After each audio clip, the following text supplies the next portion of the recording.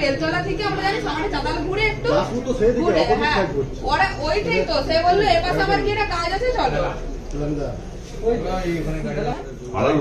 কি করে জানবো। বন্ধুদের সাথে চা পান করতে গিয়ে বিপাকে যুবতী। এলাকাবাসীদের অভিযোগের ভিত্তিতে মঙ্গলবার রাত প্রায় 7টা নাগাদ দুই বন্ধু সহ ওই যুবতীকে আটক করে থানায় নিয়ে গেল দাসপুর থানার পুলিশ।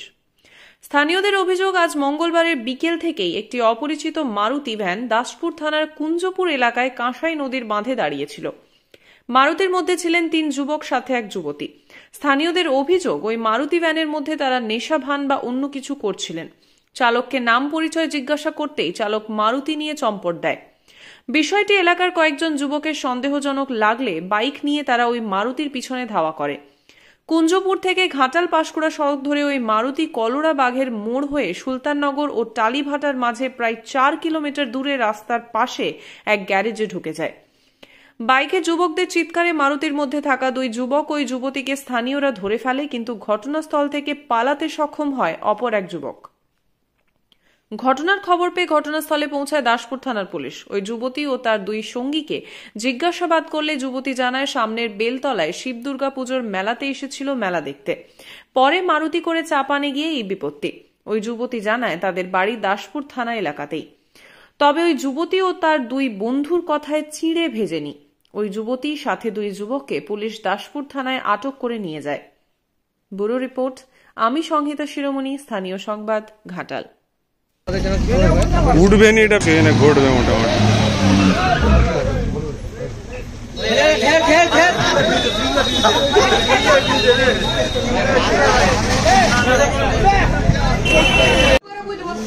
বলবি জড় হয়ে ওরা এবারে দাঁড় করিয়ে যে ড্রাইভারটি ছিল সেটি বিড়ি ধরাতে লেগেছে। এবারে বিড়িটি যে ধরাতে লেগেছে ওই দাদাগুলো এসে বলছে যে আর কি করছেন এখানে। আমি বলছি স্যার দাদা এইটা আমি কিনেছিলাম, এইটা বেলায় কিনেছি, তো রাখার জায়গা ছিল, ওই জন্য বললাম মারুতি ভাড়া বাইকে করে যাবো, মারুতিটা একবারে তাহলে আমার ঘরে ছেড়ে দেবে, এইটাও রেখে দিয়ে যাবো, কারণ এইটা তো ধরে বাইকে মানুষ সম্ভব না, ওই জন্য গাড়িটা ভাড়া করেছিল। এবারে গাড়িওয়ালা কি করলো, সেখান থেকে তলবল করে এমন ভাবে পালিয়ে গাড়িওয়ালা, আমরা বলছি দাঁড়াও দাঁড়াও কি হয়েছে কি ব্যাপারটা খুলে বলছি,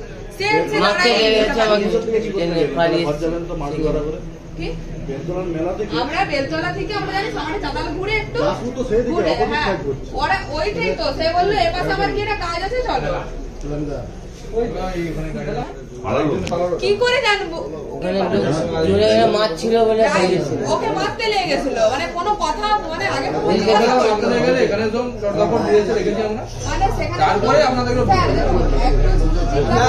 আপনি সবাইকে একভাবে জিজ্ঞাসা করুন, সবাই যেন একই কথা বলে। উনি একবার বলছেন একবার বলছেন যে আমরা নদী দেখতে গেছি, একবার বলছেন ঘুরতে ঘুরতে চলে গেছি।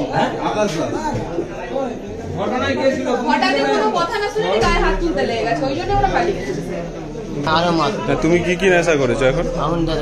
কিছু ওখানেও মেরেছে, বলেছে আবার এখানে এসে মেরেছে, এখানে এসে মানে কান চাপড় ফাপড় সে গেঞ্জি ফেঞ্জি ছিঁড়ে আরো মারত।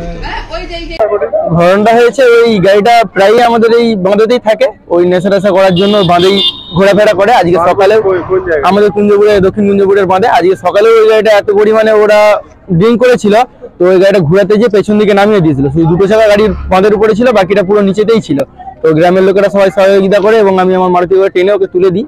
তারপরে ওটা 4টার সময় ঘটনাটা শেষ হয়ে গেছে এবং ওরা আবার ফির 5:30টার সময় চলে আসছে। একটা মেয়ে আর 3টে ছেলে ওরা ছিল, গাড়ির মধ্যে কিছু নেশাগ্রস্ত কিছু খাচ্ছিল বা কিছু করছিল। তখন গ্রামের ছেলেরা সব যখন জিজ্ঞাসা করলো যে কি করছো তোমরা, তখন আমাদের কথা না উত্তর দিয়ে গাড়িটা নিয়ে জোর স্পিডে পালিয়ে আসলো আর কি। তখন ছেলেরা সন্দেহ করে তারা আসলো, এসে দেখা করলো, তারপরে তো দাসপুর থানা থেকে হ্যাঁ পুলিশের হাতে তুলে দিলাম।